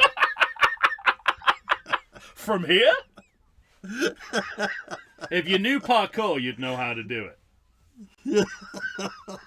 Throw my dick back. Into her face. Like, wah, wah, wah. Are you comfortable with that? Him throwing his dick in your face? Yes. I really... Oh yeah, I'm an intimacy coordinator. Yeah, are you happy for him to throw his dick from a distance in your face? That's a job I don't envy. No, yeah, seriously. It's like it sort of seems like, I'm sure. I mean, I'm not saying they're not necessary and that they're not, competent. What I'm saying is, I don't know if it's the best idea to take that scenario and add another person.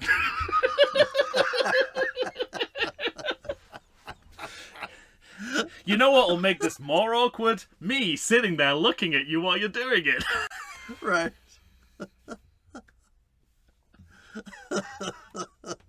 I mean, where does intimacy coordinator end and cuck chair begin? Right. Because if you're a creep, that's the job to work towards.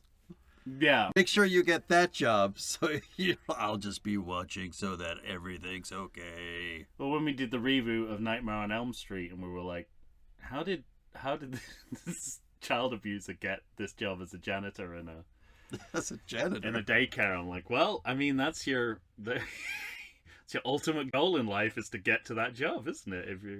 If that's what you're into. Yep. All right, that's it. That's it. Very good then, ladies and gentlemen. It won't top that. I don't know if you've seen this. I certainly hadn't even heard of these movies.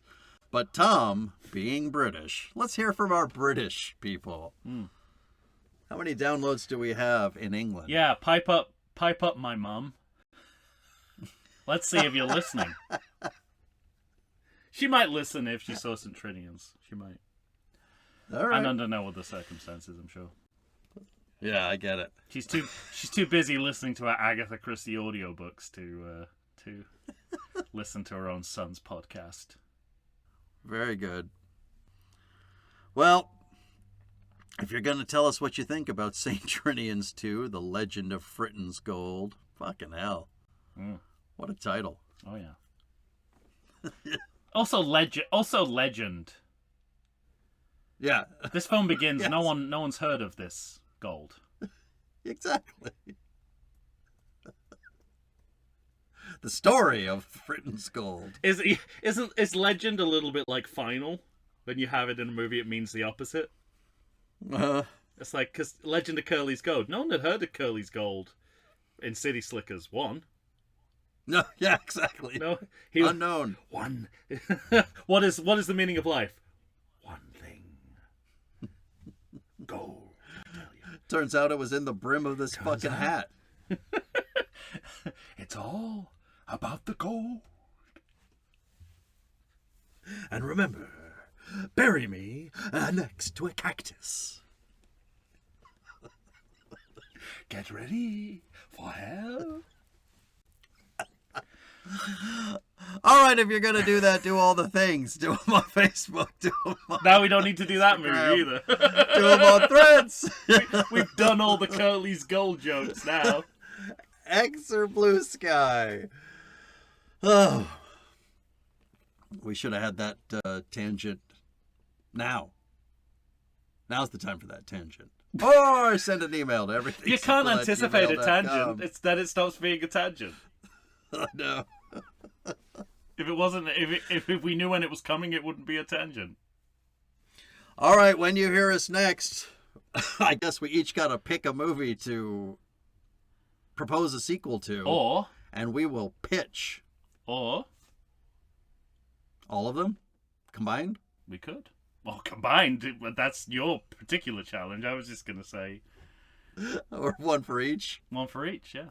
So let's. I don't need a 4-hour fucking pitch episode. All right. Both possibilities. We'll just surprise each other. Yeah, both both possibilities are on the table. We can full pitch and headline blast. Yeah. I think we've done that before. I think I need to go for a headline blast right after this episode, I think. Cool down a little bit. My chili killers are repeating on me. All right, well, look forward to that. For Tom Stewart of Lonesome Whistle Productions, Michael Shantz here. I'm from the How Dare You Awards. When you hear us next, we're pitching something. Say goodbye to everybody, Tom. I play tennis with Sting, for Christ's sake.